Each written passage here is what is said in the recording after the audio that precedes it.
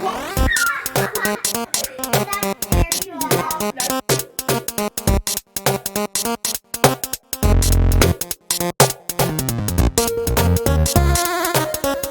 up, everybody? Welcome back to another episode of Trauma Informed Talk with Coach Gabby. This week is a little bit special because it's my birthday week. And up until I got mentally well, I used to really hate my birthday and try to avoid it. In fact, when I was 16, there was a lot of trauma surrounding my actual birthday that from that point on, I'm like, can we just not celebrate my birthday? I actually used to associate my birthday with bad luck. Talk about a stuck point. So I don't feel that way anymore. I'm going to spend this week treating myself, self-care again, but I'm also going to sit in gratitude because I'm so grateful to be here still. Like, aging is a gift. Getting older, thank you. I'm so appreciative, and I'm so appreciative to everyone in my life who makes my gratitude list. Sissy, you know you're at the top, girly. Minnie, Drew, of course, my Oscar, my brother Nick, my Aunt Val and Uncle Henry, all my OG friends. You know who you are. We don't have to talk all the time. We just have to check in, and we know we love each other. I have such a crew of people. I feel blessed. So what I'd like to do today on a very special birthday episode is I'm going to tell you a story, a real life story that happened to me when I was in second grade. I told it this Sunday at a conference for adults who are the sports staff for kids with mental health crisis needs. So I really felt like they'd appreciate it, and they did. And I thought it was going to be a fun story to share with you. It is definitely rooted in me having childhood trauma and probably also my being on the spectrum. But here's the story.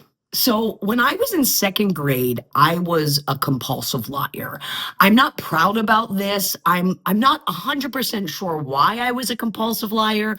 I think partially it was because when I started school, my Italian grandmother said to me, never talk about what happens in this house at school.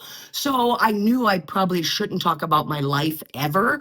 Also, when I was in second grade, my dad was selling fake Gucci and Louis Vuitton items. So I knew I wasn't supposed to talk about that at school. And then on top of it, I think this was the beginning of me learning how to mask, because what I was finding was that lying was making me very popular and people liked me when I lied. Like, people thought I was funny, they loved my stories. So in second grade, I was a compulsive liar. Among the lies I told in second grade, this one's a doozy. I told my second grade class that I studied karate. I said this because I was obsessed with the Karate Kid franchise. I was madly in love with Ralph Macchio and Johnny and Billy Zabka, of course. So I told everyone that I studied karate, and they all believed me, except one kid who actually did study karate. So he was very skeptical right away, and he was like, "Well, what belt are you? What belt do you have?" And I was like, "Oh, I'm a black belt." And he immediately was like, nope, I know you're lying because you're 7 years old. You couldn't be a black belt. You'd be like a white belt or yellow belt. No, you're lying. I'm like, no, I don't have to tell you, man. I'm a black belt. I'm a black belt. And then like another day at school, he'd be like, okay, you take karate. Well, where do you study? What school do you go to? And I was like, oh man, you know what? I don't study at like a dojo. I don't study at a school. There's like this guy in my neighborhood, and I think he's from like Okinawa. Anyway, he teaches me karate. So he teaches me karate, and he's the one who figured out that I was a black belt. So yeah, that's who. I don't go to a dojo, no. And now he's like getting really angry, this kid, because he knows I'm lying. He knows I am just describing the plot of the Karate Kid. So it culminates where he's like, all right, we're gonna have a karate battle at recess. And once again, sticking true to the plot of the film, I'm like, oh, you know what? I can't, where I study karate, we can't just fight. Like, so I can only fight to defend myself. So like, honestly, like, you have to strike first. I can't do it.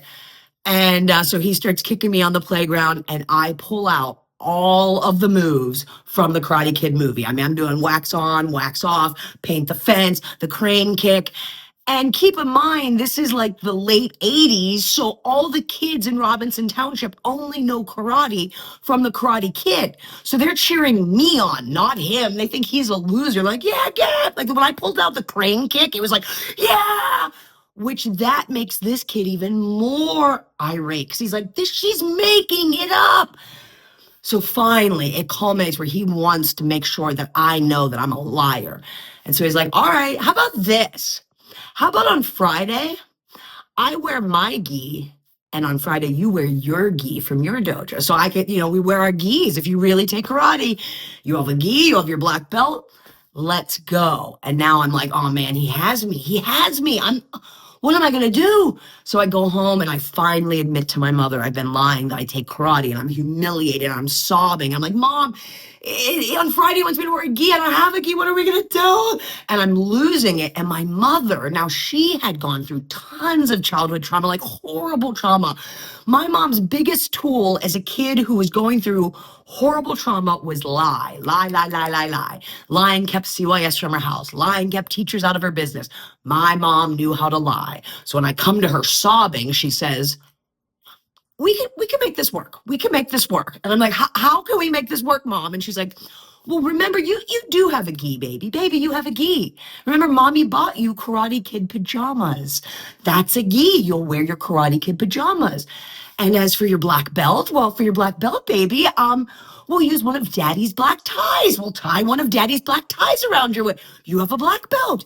And Mommy will make you the exact bandana that Ralph Macchio wears in the Karate Kid. Baby, we figured this out. And so that's what I did. I wore pajamas, my dad's tie, and then my mother did make me the headband, but it wasn't like sewn.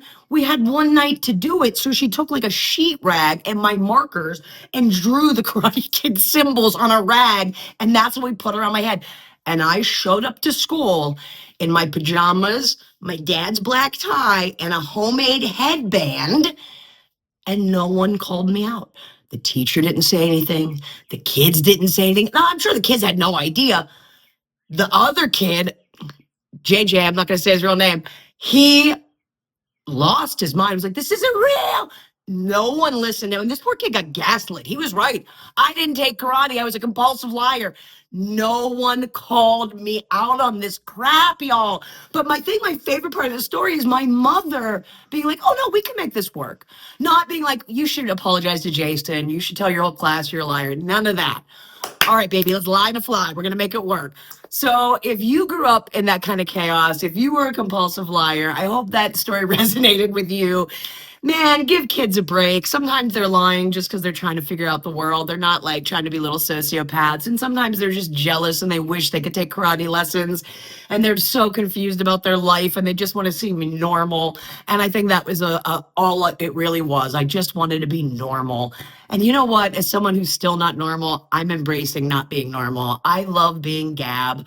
I don't study karate, but gosh darn it, I can do all the moves from the Karate Kid. I hope you guys have a great week. My birthday's Saturday. Happy birthday to me. And I'm so grateful to be here, and I'm grateful for all of you. Have a wonderful week, everybody. Thanks so much. Bye.